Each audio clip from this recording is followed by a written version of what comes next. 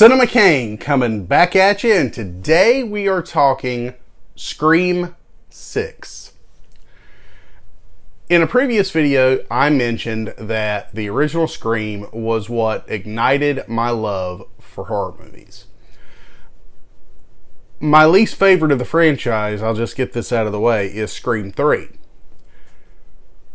This has just become my third favorite in the franchise. Scream 6 does something that many sequels strive to do without doing it with originality. What it does is it tries to connect itself to the legacy of the previous films with new characters. And it doesn't do a great, or most films don't do a great job with that. However, Scream 6 does. They started it in the previous film by connecting it with Skeet Ulrich's character, Billy Loomis, and the new Samantha Carpenter character. And that was kind of a stroke of genius, in my opinion. The idea that you've got a bastard love child of one of the original killers. That's just a cool idea to me. But then to make matters worse, you've given her hallucinations. Well, they step back into that in Scream 6 just a little bit. But on top of that, they literally bring us, if you've seen the trailers, you know what I'm talking about. They bring us a trophy room full of Easter eggs from the previous films, including all of the Ghostface costumes that have ever been worn by any of the killers in the films.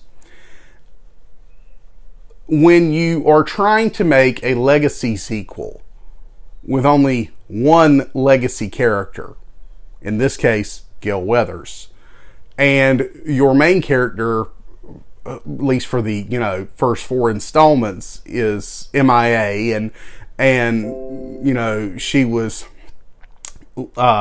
brought back down to sort of a supporting role in Scream 5. So Neve Campbell, Sidney Prescott is nowhere to be seen.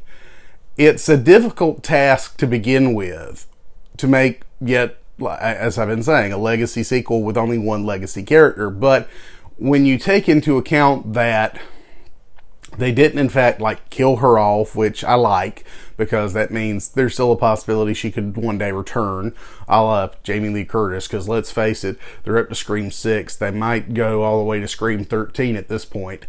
Wouldn't bother me. I've enjoyed all these films, as I said. I love horror movies. But the reason Scream 6 really works for me is because they took all the survivors from the previous film, brought them back, and they did something, again, very unprecedented. All the previous survivors, big time spoiler, all the previous survivors survived yet again, which tells me Scream 7 will probably be a bloodbath. My biggest issue with Scream 6, because while I did enjoy the film, this was my biggest issue. The killer reveal was kind of weak. I get wanting to connect it to the previous film. I enjoyed Richie and Amber from the previous film as the killers. However, in this situation, I feel like it would have been better for some sort of twist ending that you didn't necessarily see coming. This felt like they were doing Mrs. Loomis 2.0 because it was about revenge again. Just saying, just my opinion. So yeah. Other than that, though, I really enjoyed Scream 6. At some point, I may do a ranking video on the entire franchise. But yeah, those are my thoughts on Scream 6. Hope you enjoyed this review of Scream 6. I've been your host, Cinema Kane, and I'll see you next time at the video store. Greetings, it is I, your host, Cinema Kane, reminding you to like, subscribe, comment. Don't forget to share this post on all your social media if you enjoyed it. And if you did, maybe someone will find the channel. I'd really love to hit 100 subscribers by the end of the year. I've already got 26. Maybe you can help make that magic number happen. It's only March. Hey, who knows? And I'll see you next time at the video store.